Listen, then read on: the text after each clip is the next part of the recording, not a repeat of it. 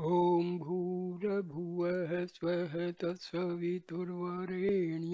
भर्गो देवस्य धीमहि धियो यो नः प्रचोदयात् ॐ शान्ति शान्ति शान्तिः.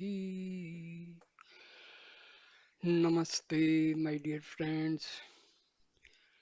This is the second video about Vasanas. Maharishi Ramana used to emphasize on the eradication of these vasanas because they are the stumbling blocks in the process of self-realization. So I start this video with talk number 80. Maharishi, the thoughts are only vasanas, predispositions accumulated in innumerable births before. Their annihilation is the aim. The state free from vasanas is the primal state and eternal state of purity. The devotee puts the question, it is not clear yet. Maharishi, everyone is aware of the eternal self. He sees so many dying but still believes himself eternal because it is the truth. Unwillingly, the natural truth asserts itself.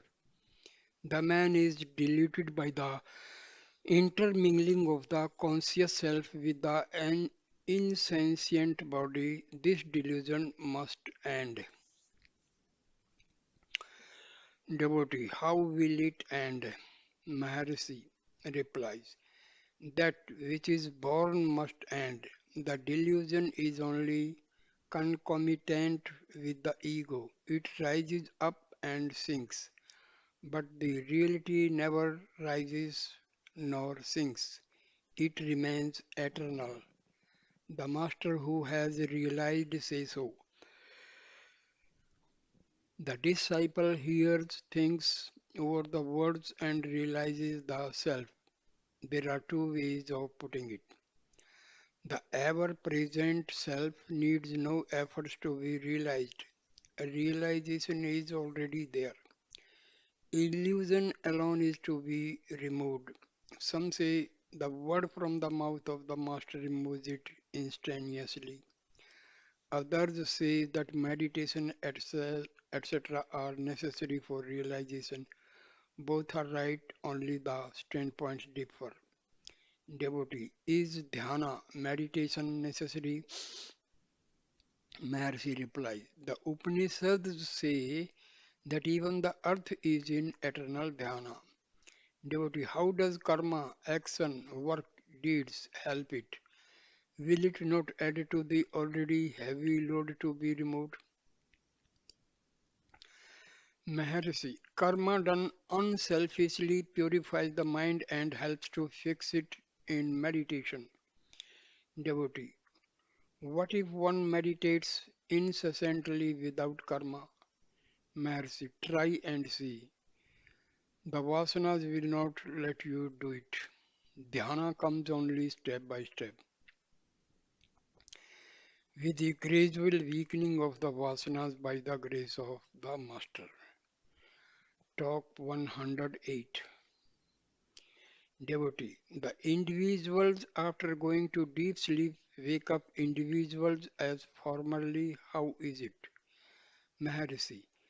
Just as the rivers discharged into the ocean lose their individuality, still the waters evaporate and return as rain on the hills and through rivers to the ocean, so also the individuals going to sleep lose their individualities and yet return as individuals according to their previous vasanas unawares.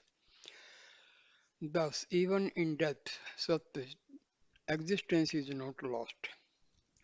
Talk 141. Maharishi. Jnana, once revealed, takes time to steady itself. The self is certainly within the direct experience of everyone, but not as one imagines it to be. It is only as it is. This experience is samadhi, just as fire remains without scorching against incantations or other devices, but scorches otherwise. So also the self remains veiled by vasanas and reveals itself when there are no vasanas. Owing to the fluctuation of the vasanas, jnana takes time to steady itself. Unsteady jnana is not enough to check rebirth. Jnana cannot remain unshaken side by side with vasanas. True that in the proximity of a great master, the vasanas will cease to be active. The mind becomes still and samadhi results. Similar to fire not scorching because of other devices. Thus, the disciple gains true knowledge and right experience in the presence of the master. To remain unshaken in it, further efforts are necessary. He will know it to be his real being and thus be liberated even while alive. Samadhi with closed eyes is certainly good, but one must go further until it is realized that actionlessness and action are not hostile to each other. Fear of loss of samadhi while one is active is the sign of ignorance. Samadhi must be the natural life of everyone. There is a state beyond our efforts or effortlessness. Until it is realized, effort is necessary. After tasting such bliss, even once, one will repeatedly try to regain it. Having once experienced the bliss of peace, no one would like to be out of it or engage himself otherwise. It is as difficult for a jnani to engage in thoughts as it is for an ajnani to be free from thought. The common man says that he does not know himself, he thinks many thoughts and cannot remain without thinking. Any kind of activity does not affect a jnani, his mind remains ever in eternal peace. Talk 142. Mr. Prakasa Rao from Bijawada, does not illusion become inoperative even before identity with Brahma results? Brahmkaravirti, or does it persist even afterwards? Maharshi, illusion will not persist after vasanas are annihilated. In the interval between the knowledge of the identity and annihilation of vasanas, there will be illusion. Talk 172. Devotee. Will the knowledge gained by direct experience be lost afterwards? Maharishi. Kavalla Navnita, the cream of emancipation, says it may be lost. Experience gained without rooting out all five vasanas cannot. All the vasanas cannot remain steady. Efforts must be made to eradicate the vasanas, otherwise rebirth after death takes place. Some say direct experience results from hearing from one's master. Others say it is from reflection, yet others say from one pointedness and also from samadhi. Though they look different on the surface, ultimately they mean the same. Knowledge can remain unshaken only after all the vasanas are rooted out. Talk number 173. Devotee. Lord, how can the grip of the ego be slackened? Maharshi. By not adding new vasanas to it. Devotee. Any amount of japa has not slackened the grip. Mercy, how so? It will duly slacken and vanish. Talk 230. A visitor. Can one realize the truth by learning the scriptures and study of books? Mercy, no. So long as predispositions remain latent in the mind, realization cannot be achieved. Shastra learning is itself a vasana. Realization is only in samadhi. Talk 289. Devotee. Having heard this truth, why does not one remain content? Mercy. Because sanskaras have not been destroyed.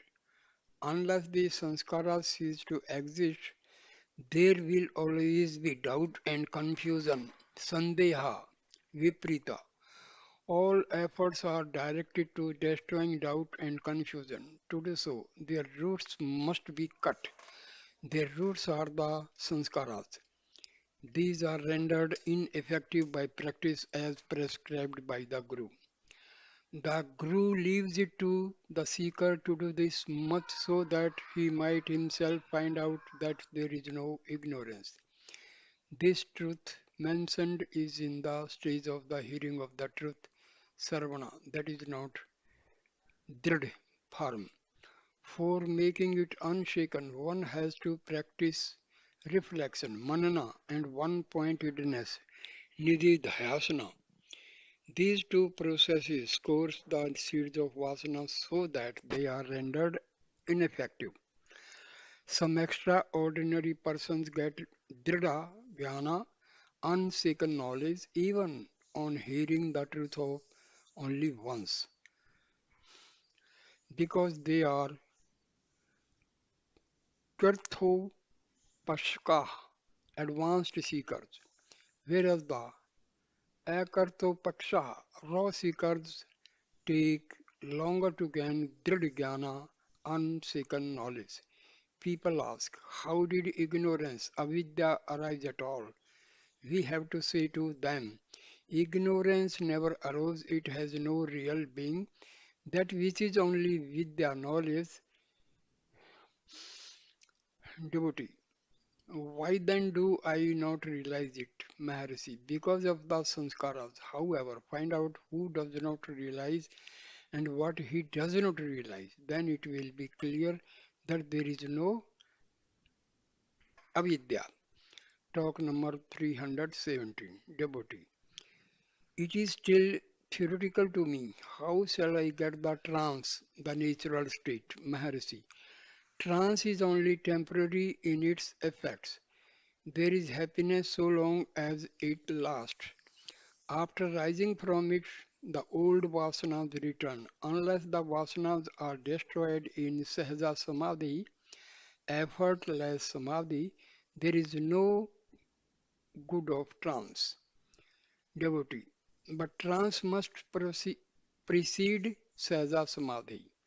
Maharishi, trance is the natural state, although there are activities and phenomena, yet they do not affect the trance. If they are realized to be not apart from the self is realized. Where is the use of trance unless it brings about enduring peace of mind? Know that even now you are in trance, whatever happens, that's all. Devotee, can there be self realization before the vasanas are entirely destroyed? Maharishi, there are two kinds of vasanas. Bandha hetuha, causing bondage for the ignorant, and two, bhoga hetuha, giving enjoyment for the wise. The latter do not obstruct realization. Devotee, are the self-realized persons reborn? For example, Vamdeva, Jadbharta, etc. Maharishi, the realized ones cannot be reborn. Rebirth is due to vasanas, which are binding, but they are destroyed in the state of self-realization. Devotee, are we to take it that they had gone to the stage of Kevala Nirvikalpa but not to Sahaja Nirvikalpa? Maharishi, yes. Devotee, if Only vasanas for enjoyment do not obstruct the state of realization, and if one can look upon the events of the world without his stage of bliss being disturbed, it means that attachment alone is bondage. Am I right, Maharishi? Yes, quite. Attachment is bondage. Attachment disappears with the elimination of the ego. Devotee. Realization is said to be helped by Guru's grace. Maharishi. Guru is none other than the Self. Talk 320. In the course of an informal conversation, Sri Bhagwan pointed out that self-realization is possible only for the fit. The vasanas must be eliminated before jnana dawns. One must be like Janaka for jnana to dawn. One must be ready to sacrifice everything for the truth. Complete renunciation is the index of fitness. Talk 326.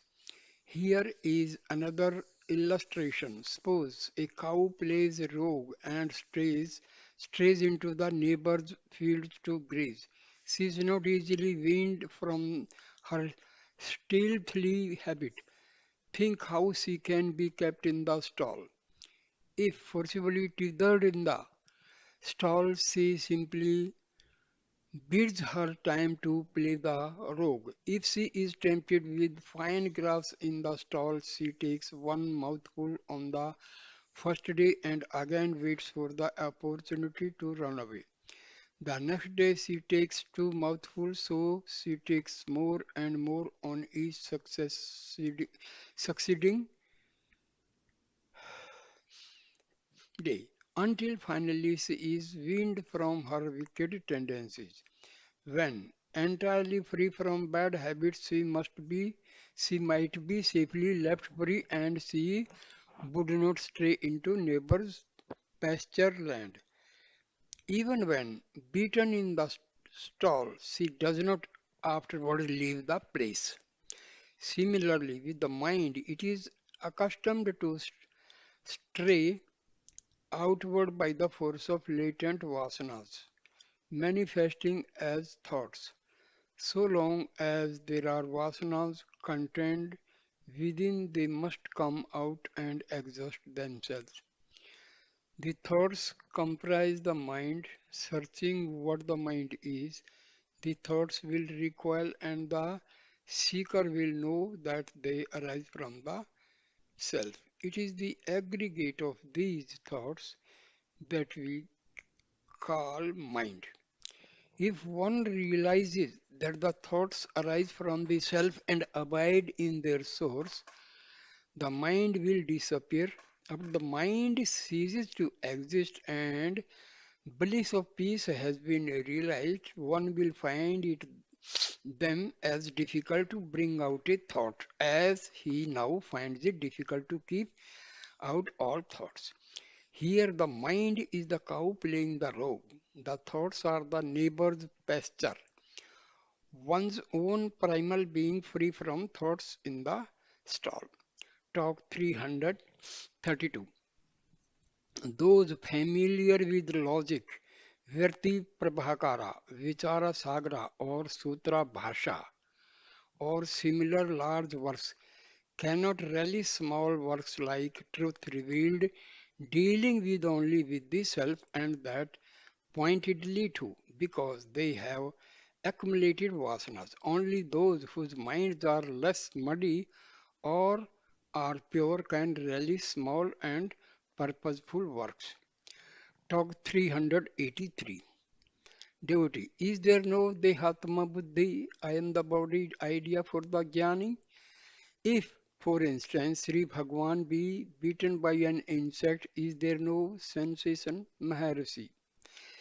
There is the sensation and there is also the Dehatma Buddhi.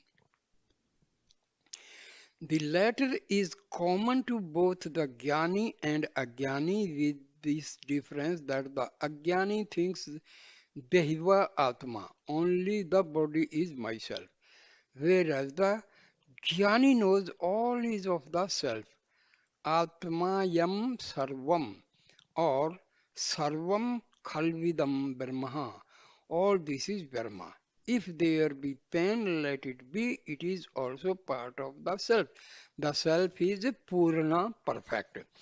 Now, with regard to the actions of the Jnani, they are only so called because they are ineffective. Generally, the actions get embedded as sanskaras in the individual.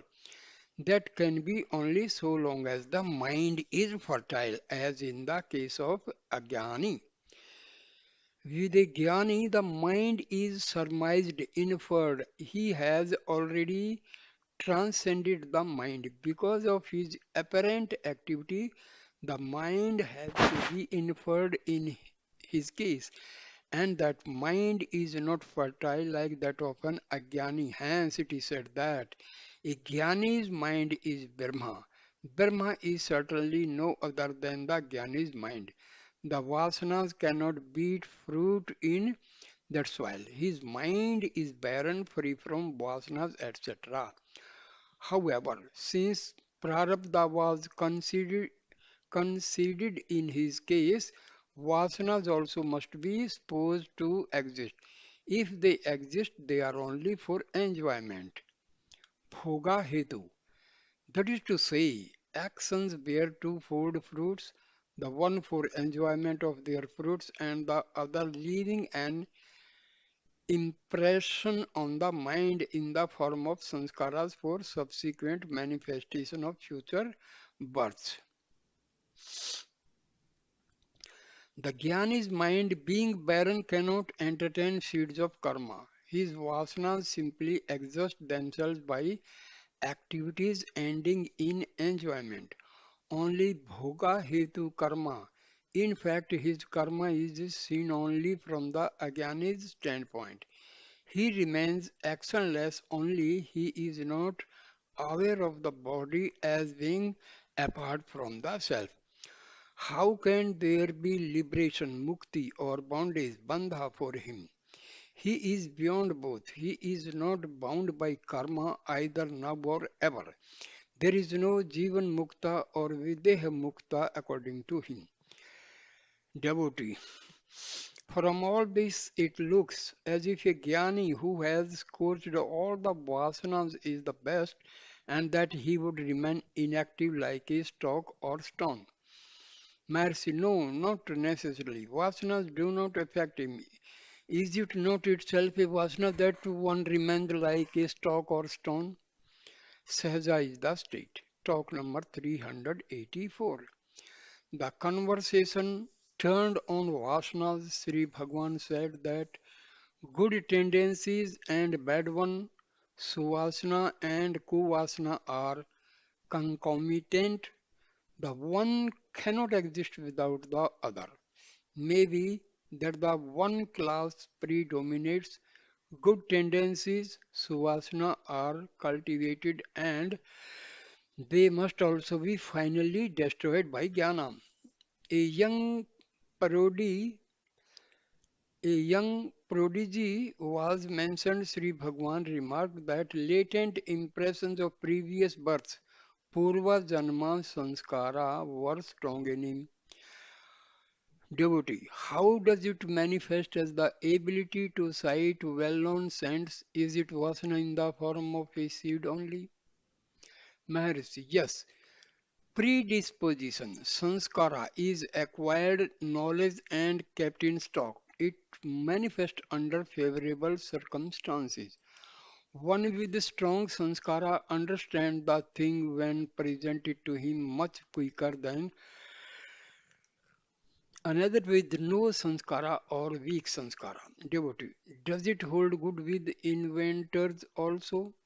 Mercy, there is nothing new under the sun. What we call invention or discoveries are merely rediscoveries by competent men with strong sanskaras in the directions under consideration. Devotee, is it so with the Newton, Einstein, etc.? Yes, certainly. But the sanskaras, however strong, will not manifest unless in a calm and still mind. It is within the experience of everyone that his attempts to rake up his memory fail, whereas something flashes in the mind when he is calm and quiet. Mental quiet is necessary even for remembrance of forgotten things. The so-called genius is one who worked hand in his past births and acquired knowledge and kept it in store as sanskaras. He now concentrates his mind until it merges in the subject. In that stillness, the submerged ideas flush out that requires favorable conditions also. Talk 385. Mr. Venkatarao, an Andhra gentleman in the course of conversation with Sri Bhagwan was told, until you gain jnana, you cannot understand the state of a jnani. There is no use asking about the work of Isvara and the rest. Some ask why Shiva went naked in Daruka forest and spoiled the chastity of the rishis' wives. The Puranas which record this incident have also said that Shiva had previously saved the Devas and the universe by consuming the poison hala hala at the time of churning of ocean of milk.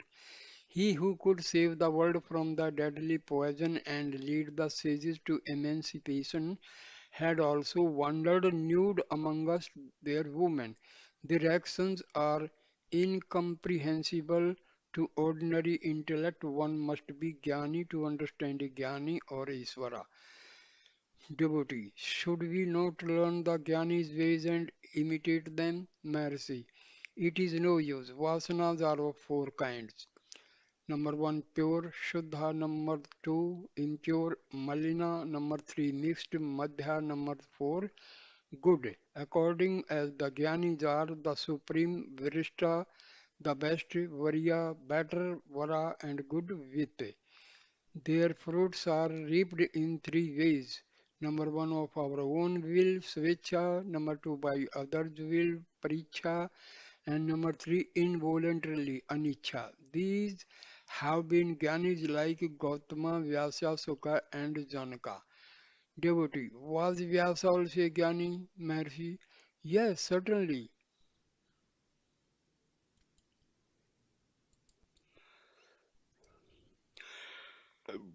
Talk number 42, 402. While speaking, while speaking of the brain and the heart, Sri Bhagwan recalled an incident of old days as follows. Kavya Ganpati Muni once argued that the brain was the most important center and Sri Bhagwan maintained that the heart was even more so. There were others watching the discourse. A few days, a few days after Sri Bhagwan received a letter containing a short poem in English on the discourse from a young boy, N.S. Arunachalam, who had not yet matriculated.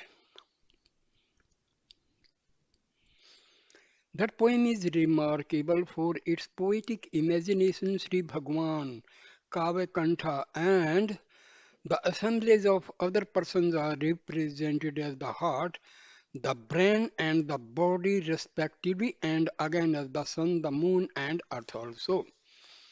The light from the sun is reflected on the moon, and the earth is illuminated. Similarly, the brain acts by consciousness derived from the heart, and the body is thus projected. This teaching of Sri Bhagwan is found in Ramana Gita also. The heart is the most important center from which vitality and light radiate to the brain, thus enabling it to function. The vasanas are enclosed in the heart in their subtlest form, later flowing to the brain, which reflects them highly magnified, corresponding to a cinema show at every stage. That is how the world is said to be nothing more than a cinema show. Sri Bhagwan also added, were the vasanas in the brain instead of in the heart, they must be extinguished if the head is cut off so that reincarnations will be at an end, but it is not so. The self obviously safeguards the vasanas in its closest proximity, that is, within itself in the heart, just as a miser keeps his most valued possessions, treasure, with himself and never out of contact. Hence, the place where the vasanas are is the self, that is the heart, and not the brain, which is only the theatre for the play of vasanas from the greenhouse of the heart. Talk number 431. A Telugu gentleman stood up and asked, the mind is said to be pure when all its vasanas are wiped out. It is also the finality, when there is something to be gained as it is non duality. Maharshi, let the mind be first made pure. If the same question arises thereafter, the answer may be then be sought. Talk 439. Dr. Rama asks, Brahma being pure, how can Maya arise from him and veil him also? Vasishtha replies, in pure mind associated with strong dispassion, this question will not arise.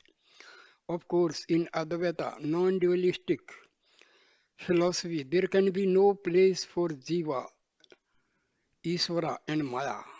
One self sinking into the self. The vasanas, tendencies will entirely disappear, leaving no room for such a question. Mercy, the answers will be according to the capacity of the seeker. It is said in the second chapter of Gita that no one is born or dies. But in the fourth chapter, Sri Krishna says that numerous incarnations of his and of Arjuna had taken place, known to him but not to Arjuna. Which of these statements is true? Both statements are true, but from different standpoints. Now, a question is raised, how can Jiva rise up from the self? I must answer, only know your real being, then you will not raise this question. Why should a man consider himself separate? How was he before being born, or how will be after death? Why waste time in such discussions? What was your form in deep sleep? Why do you consider yourself as an individual? Devotee, my form remains subtle in deep sleep. Mercy, as is the effect, so is the cause. As is the tree, so is its seed. The whole tree is contained in the seed, which later manifests as the tree. The expanded tree must have a substratum which we call Maya. As a matter of truth, there is neither seed nor tree. There is only being. Devotee. Vasanaksaya, total end of all predispositions. Manunasa, annihilation of mind. Atma Sakshatkara, realization of the self. They seem to be interdependent. Mercy, the different expressions have only one meaning. They differ according to the individual's stage of progress. Dispassion, realization all mean the same thing. Also, they say practice and dispassion. Why practice? Because the modes of mind once subside and then rise up again, subside and rise up, and so on. Devotee. Beginningless predisposition makes one do wrong without jnana. This predisposition cannot vanish. But jnana looks almost impossible. Expiation alone cannot undo all the karma, for how much expiation will be needed.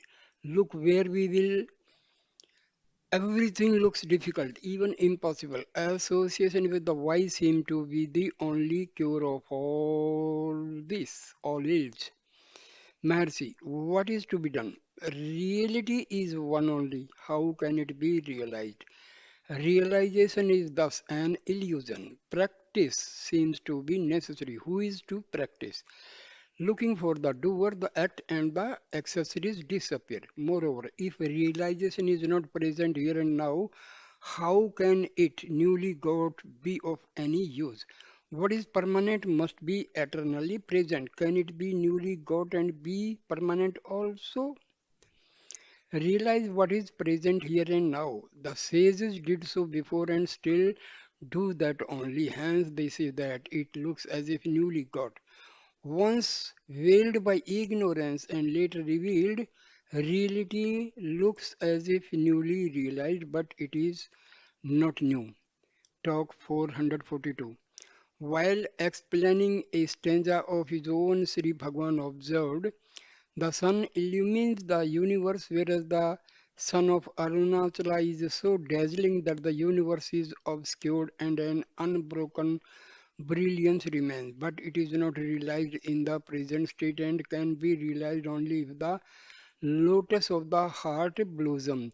The ordinary lotus blossoms in the light of the visible sun, whereas the subtle heart blossoms only before the sun of suns. May Arunachala make my heart blossom so that his unbroken brilliance may shine all alone.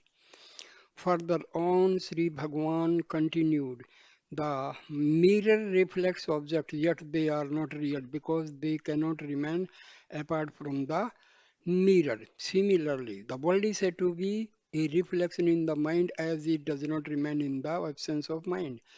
The question arises, if the universe is as a reflection, there must be a real object known as the universe in order that it might be reflected in the mind. This amounts to an admission of the existence of an object universe. Truly speaking, it is not so. Therefore, the dream illustration is set forth. The dream world has no objective existence. How then it is created? Some mental impressions should be admitted. They are called vasanas.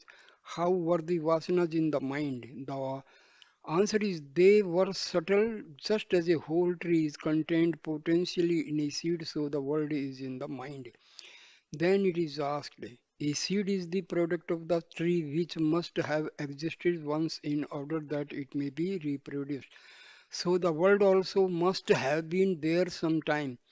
The answer is no. There must have been several incarnations to gather the impressions which are re-manifested in the present form. I must have existed before as I do now. The straight way to find an answer will be to see if the world is there, admitting to the existence of the world. I must admit a seer who is no other than myself. Let me find myself so that I may know the relation between the world and the seer. When I seek the self and abide as the self, there is no world to be seen. What is the reality then? The seer only and certainly not the world. Such being the truth, the man continues to argue on the basis of the reality of the world whoever asked him to accept a belief for the world. Yoga Vasishtha clearly defines liberation as the abandonment of the false and remaining as being. And talk number 449. From a story being related by Sri Bhagwan, the bodily functions may be forcibly controlled and the mind may be reveling in righteous thoughts. One cannot control one's vasanas as easily as the physical frame. Talk 491. Devotee. Is it not individuality anadi without beginning? Maharshi, investigate and see if there is any individuality at all.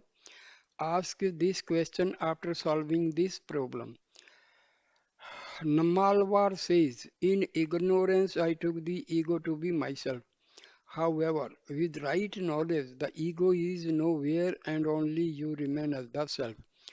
Both monists and dualists are agreed on the necessity of self-realization. Let us do it first and then discuss the side issues. Advaita or Dvaita cannot be decided on theoretical considerations alone. If the self is realized, the question will not arise at all. Even Sukha had no confidence in his brahmacharya, whereas Sri Krishna was sure of his brahmacharya. Self-realization is designated by so many different names, Satya, Brahmacharya, etc. What is natural to the state of self-realization from the disciplinary course in the other state? I am the body. Idea will become extinct only on self-realization. With its extinction, the vasanas become extinct and all virtues will remain ever. Devotee, sanskaras are said to persist even in a jnani, Maharshi. Yes, they are bhoga hetu, leading to enjoyment only and not bandhu hetu. Devotee, this fact is often abused by fakes who pretend to be sadhus but lead vicious lives. They say it is prarabdha, a remnant of past karma. How shall we mark off the fakes from the genuine sadhus? Mercy. The one who has given up the idea of being the doer cannot repeat. This is my prarabdha.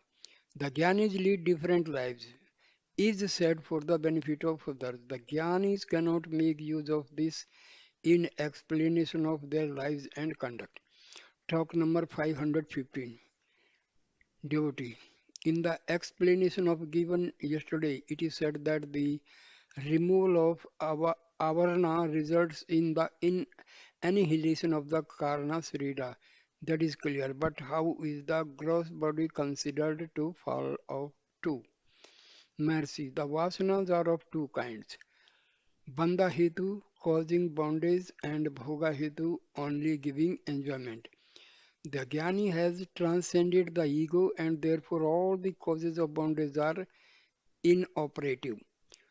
Bandha hetu is thus at an end and prarabdha past karma remains as bhoga vasanas to give enjoyment only. Therefore it was said that the Sukshma Srira alone survives jnana. Kavalya says that Sanchita karma, stored karma, is at an end simultaneously with the rise of jnana. That agami karma now collecting is no longer operative owing to the absence of the sense of bondage and that prarabdha will be exhausted by enjoyment bhoga only. Thus the last one will end in course of time and then the gross body also falls away with it. Sarira Traya, the three bodies, and Karma Traya, the three karmas are mere phrases meant for the delectation of debates. A jnani is not affected by any of them. An aspirant is instructed to find who he is. If he does so, he will take no interest in discussing such matters as the above. Find the self and rest in peace. Talk 562. There is a statement in the book, Vichara Sangraha, that though a person realizes the self once, he cannot for that simple reason alone become a mukta. He continues to remain a victim of Vasanas, latencies. Sri Bhagwan was asked whether the realization referred to was the same as the Gyanis, and if so, why there should be a difference in their effects. Mercy, the experience is the same. Every person experiences the self consciously or unconsciously. The Ajnani's experience is clouded by his latencies, whereas the Jnani is not so. The Jnani's experience of the self is therefore distinct and permanent. A, prac- a practitioner may be long practice. A practitioner may, by long practice, gain a glimpse of the reality. The experience may be vivid for the time being, and yet he will be distracted by the old vasanas, and so his experience will not avail him. Such a man must continue his manana and nididhyasana so that all the obstacles may be destroyed. He will then be able to remain permanently in the real state. Talk number 569. A mirror, as we know it, is an insentient object which reflects light. What corresponds to a mirror is an individual.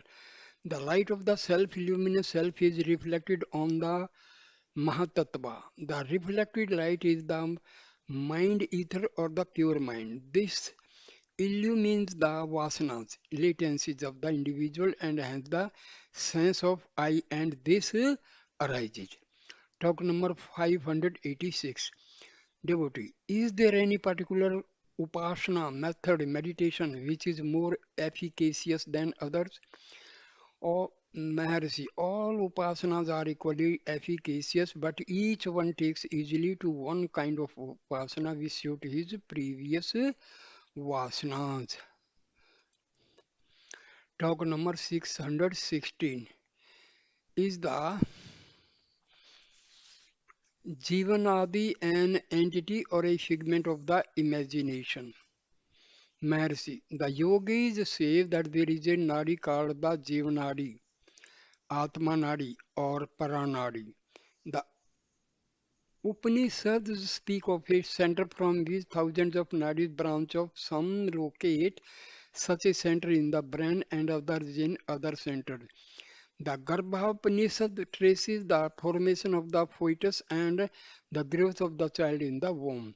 The jiva is considered to enter the child through the fontanelle in the seventh month of its growth. In evidence thereof, it is pointed out that the fontanelle is tender in a baby and is also seen to pulsate.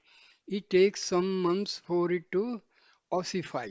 Thus, the jiva comes from above, enters through the fontanelle, and works through the thousands of the nadis which are spread over the whole body. Therefore, the seeker of truth must concentrate on the Sahasrara, that is the brain in order to regain his source. Pranayama is said to help the yogi to rouse the Kundalini Shakti which lies coiled in the solar plexus. The Shakti rises through a nerve called the Susumana, which is embedded in the core of the spinal cord and extends to the brain. If one concentrates on the Sahasrara, there is no doubt that the ecstasy of samadhi ensues. The vasanas, that is, the latencies, are not, however, destroyed. The yogi is therefore bound to wake up from the samadhi because release from bodies has not yet been accomplished. He must still try to eradicate the vasanas in order that the latencies yet inherent in him may not disturb the peace of his samadhi. So he passes down from the Sahasrara to the heart through what is called the Jivnadi, which is only a continuation of the Susumna. The Susumna is thus a curve. It starts from the solar plexus, rises through the spinal cord to the brain, and from there bends down and ends in the heart. When the yogi has reached the heart, the samadhi becomes permanent. Thus, we see that the heart is the final center. Some Upanishads also speak of 101 nadis which spread from the heart, one of them being the vital nadi. If the jiva comes down from above and gets reflected in the brain, as the yogis say, there must be a reflecting surface in action that must also be capable of limiting the infinite consciousness to the limits of the body. In short, the universal being becomes limited as a jiva. Such reflecting medium furnished by the aggregate of the vasanas of the individual. It acts like the water in a pot which reflects the image of an object. If the pot be drained of its water, there will be no reflection. The object will remain without being reflected. The object here is the universal being consciousness which is all pervading and therefore immanent in all. It need not be cognized by reflection alone. It is self-resplendent. Therefore, the seeker's aim must be to drain away the vasanas from the heart and let no reflection obstruct the light of eternal consciousness. This is achieved by the search for the origin of the ego and by diving into the heart. This is the direct method for self-realization. One who adopts it need not worry about nadis and brain and the susmana, the pranadi, the kundalini, pranayama or the six centers. The self does not come from anywhere else and enter the body through the crown of the head. It is as it is, ever sparkling, ever steady, unmoving, and unchanging. The changes which are noticed are not inherent in the self, which abides in the heart and is self luminous like the sun. Changes are seen in the light. The relation between the self and the body or the mind may be compared to that of a clear crystal and its background. If the crystal is placed against a red flower, it shines red. If placed against a green leaf, it shines green, and so on.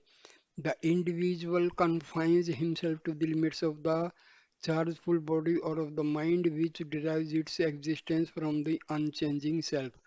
All that is necessary is to give up this mistaken identity, and that does the ever shining self will be seen to be the singing non dual reality.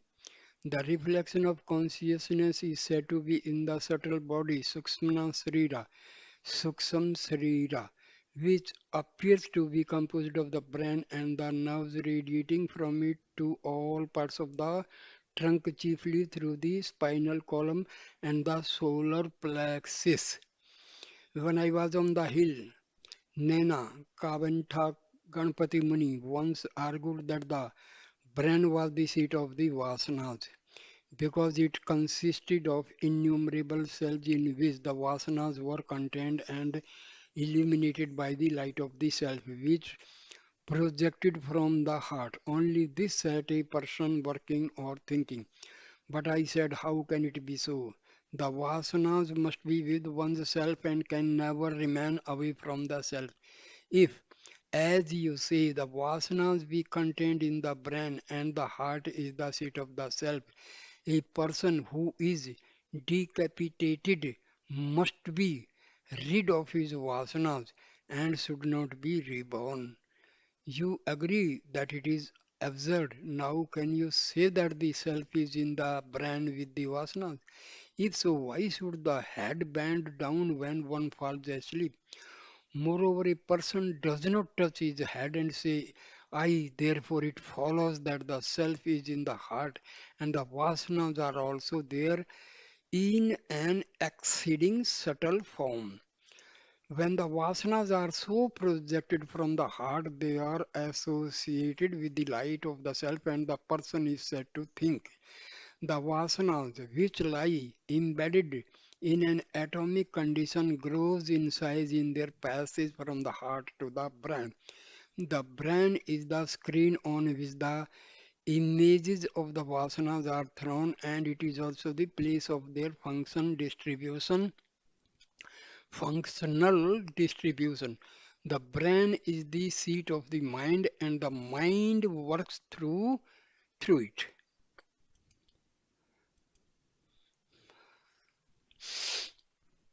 So then this is what happens when when a vasana is released and it comes into play. It is associated with the light of the self. It passes from the heart to the brain, and on its way it grows more and more until it holds the field all alone, and all the vasanas are thus kept in abeyance for the time being. When the thought is reflected in the brain, it appears as an image on a screen. The person is then said to have a clear perception of things. He is a great thinker or discoverer. Neither the thought that is extolled as being original, nor the thing, nor the country which is claimed to be a new discovery is really original or new. It could not manifest unless it was already in the mind. It was, of course, very subtle and remained imperceptible because it lay repressed by the more urgent or insistent thoughts or vasanas. When they have spent themselves, this thought arises, and by concentration, the light of the self makes it clear so that it appears magnificent, original, and revolutionary. In fact, it was only within all along. The concentration is called Samyana, Samyamana. In the Yoga Shastras, one's desires can be fulfilled by this process and it is said to be a siddhi. It is how the so-called new discoveries are made. Even worlds can be created in this manner. Samyamana leads to all siddhis, but they do not manifest so long as the ego lasts. Concentration, according to yoga, ends in the destruction of the experiencer, ego, experience and the world, and then the condom, condom, former. Desires get fulfilled in due course. This concentration bestows on individuals even the powers of creating new worlds. It is illustrated in the Andava Upakhana, in the Yoga Vasishta, and in the Ganda Sila Loka in the Tripura Rahasya. Although the powers appear to be wonderful to those who do not possess them, yet they are only transient. It is useless to aspire for that which is transient. All these wonders are contained in the one changeless self. The world is thus within and not without. This meaning is contained in verse 11 and 12, chapter 5 of Sri Ramana Gita. The entire universe is condensed in the body and the entire body in the heart. Thus, the heart is the nucleus of the whole universe. Therefore, Samayamana relates to concentration on different parts of the body for the different siddhis. Also, the Vishwa or the Virat is said to contain the cosmos within the limits of the body. Again, the world is not other than the mind. The mind is not other than the heart. That is the whole truth. So the heart comprises all. This is what is taught to Svetketu by the illustration of the seed of a fig tree. The source is a point without any dimensions. It expands as the cosmos on the other hand and as infinite bliss on the other. That point is the pivot. From it a single Vasana starts, multiplies as the experiencer I experiences and the world. The experiencer and the source are referred to in the mantra. Two birds exactly alike arise simultaneously. When I was staying in the Sakanda Ashramam, I sometimes used to go out and sit on a rock. On one such occasion, there were two or three others with me, including Ranga Swami Iyengar. Suddenly, we noticed some small moth-like insect shooting up like a rocket into the air from a crevice in the rock. Within the twinkling of an eye, it had multiplied itself into millions of moths, which formed a cloud and hid the sky from view. We wondered at it and examined the place from which it shot up. We found that it was only a pinhole and knew that so many insects could not have issued from it in such a short time. That is how Ahankara, ego, shoots up like a rocket and instantaneously spreads out as the universe. The heart is therefore the center. A person can never be away from it. If he is already dead. Although the Upanishads say that the jiva functions through other centers on different occasions, yet he does not relinquish the heart. Centers are simply places of business. Wide Vedanta Chudamani. The self is bound to the heart like a cow tethered to a peg. The movements are controlled by the length of the rope. All its wanderings center around the peg. A caterpillar crawls on a blade of grass, and when it has come to the end, it seeks another spot. While doing so, holds on with its hind legs to the blade of grass, lifts the body and sways to and fro before it can hold another. Similarly, it is with the self. It stays in the heart and holds other centers also according to circumstances, but its activities always center around the heart. Talk number 670.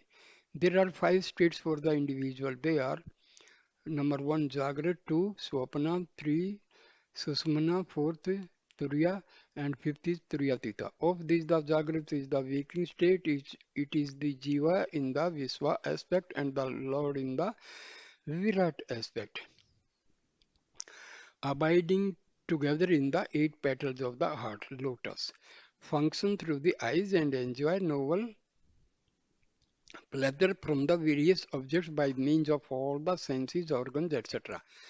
The five gross elements which are widespread, the 10 senses, the five vital ears, the four inner faculties, the 24 fundamentals, all these together form the gross body.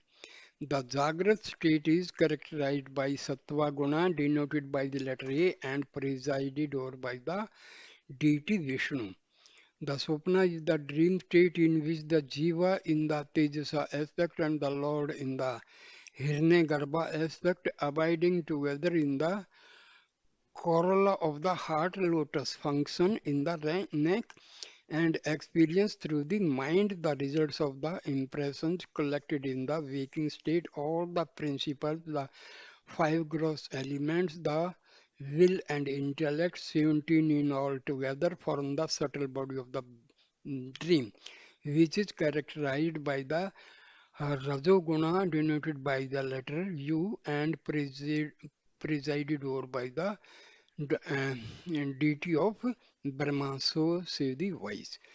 The Susupti is the state of deep sleep in which the Jiva in the Prajna aspect and the Lord in the Isvara aspect abiding together in the stamina of the heart. A lotus experience the bliss of the Supreme by means of the subtle avidya. Nescience, nescience, just as a hen after roaming about in the day calls the chicks so to her and folds them under her wings and goes to rest for the night. So also the subtle individual being after finishing the experiences of the Jagrat and Swapna for the time being enters with the impressions gathered during those states into the causal body which is made up of a nescience characterized by tamoguna denoted by the letter M and presided over by the deity Rudra. Deep sleep is nothing but the experience of pure being. The three states go by different names such as the three regions, the three forts, the three deities, etc. The being always abides in the heart as stated above. If in the Jagrat state the heart is not relinquished, the mental activities are stilled and Brahma alone is contemplated. The state is called the Turiya. Again, when the individual being merges in the Supreme, it is called the Turiyatita.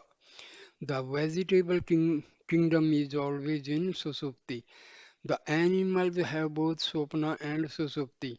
The gods, celestials are always in Jagrat. Man has all the three states, but the clear-sighted yogi abides only in the Turiya and the highest yogi remains in the Turiyatita alone.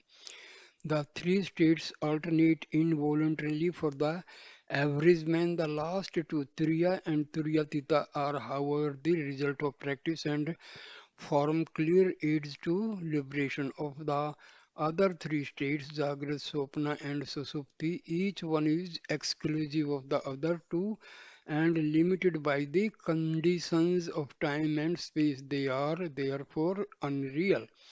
Our very experience of the Jagrat and the Swapna states proves that The consciousness as the self underlies all the five states, remains perfect all along and witnesses all of them. But with regard to similar consciousness in the deep sleep, oh, every person is known to say, I was not aware of anything, I slept soundly and happily. Two facts emerge from the statement unawareness of anything and the happiness of sound sleep. Unless these existed and were experienced in sleep, they could not find expression by the same person in the waking state. The inference also leads to the same conclusion, just as the eye sees the darkness which remains enveloping all objects, so also the self sees the darkness of the nescience which remained covering the phenomenon world. The darkness was experienced when it is the self emerged in dots of supreme bliss, shone it thrice and fleeted away in such fine subtlety as the rays of the moon which peer through the waving foliage. The experience was, however, not through any media such as the senses of the mind, but bears out the fact that consciousness does exist in deep sleep. The unawareness is owing to the absence of relative knowledge and the happiness to the absence of seething thoughts. If the experience of bliss in deep sleep is as fact, how it is that no one among all the human beings recollects it.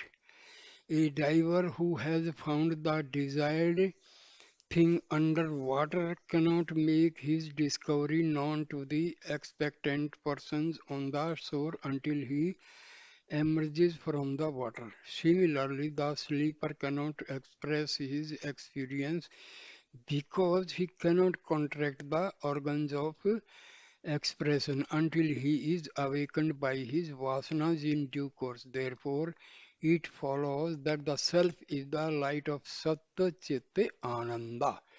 Visva, Teja, and Prajna are the denominations of the experiencer in the waking, dream, and deep sleep states respectively. The same individual underlies all of them. They do not therefore represent the true self which is pure Sat Chitananda. The experience in deep sleep was said to be the bliss of Brahma. It is only the negative aspect of such bliss as it is the result of the absence of thoughts. Moreover, it is transitory. Such a bliss is only the abhasa, the counterfeit of supreme bliss. It is not different from the blissful feeling of sensual pleasures. In deep sleep, the prajna is said to be united with the self, so the individuality is potential in sleep. The self is the basis of all the experiences. It remains as the witness and the sport of them all. The reality is thus different from the three states the waking, the dream, and the deep sleep. So I end the video here. Thank you for watching this video and listening this discourse. Please like, comment and share the video and subscribe my channel. Thank you my dear friends. Next video on Vasanas will start from talk number 623 and page 28. Thank you my dear friends. Thank you.